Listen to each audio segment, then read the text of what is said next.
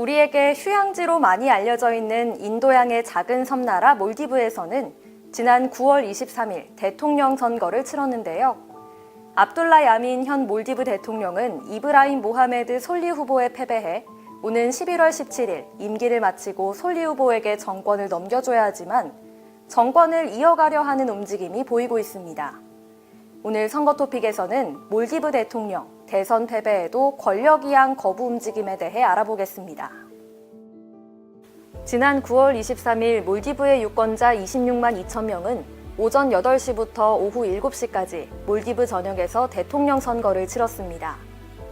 이번 선거는 재선을 노리는 야민 대통령과 솔리 후보의 양강 대결로 압축돼 진행됐는데요. 친중국 성향의 야민 대통령은 다음 임기 동안 경제에 초점을 맞춰 인프라를 구축하겠다는 공약을 내걸었고, 솔리 후보는 민주주의 회복과 부패 척결 등을 약속했습니다. 그는 야민 대통령과 달리 인도와 서방 국가에 우호적인 것으로 알려져 있는데요. 양강구도이지만 선거 전부터 야민 대통령의 승리를 예상하는 분위기였습니다. 이는 야민 대통령의 정적 대부분이 감옥에 갇혀 있거나 해외 망명 중이라 선거가 여권에 일방적으로 유리하게 치러졌기 때문인데요.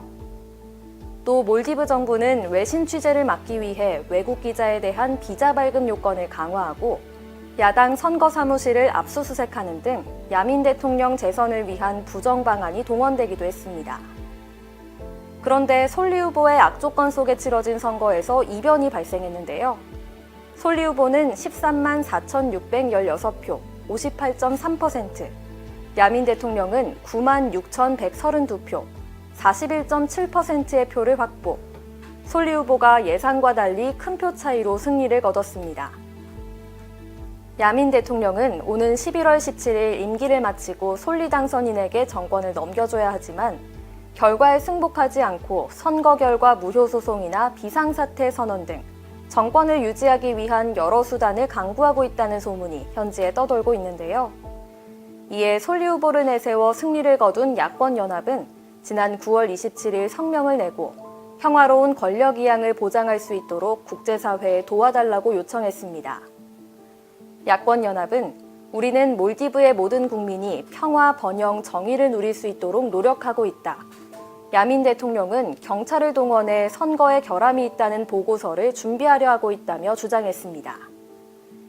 야민 대통령의 평화적 퇴임을 바라는 움직임도 있습니다.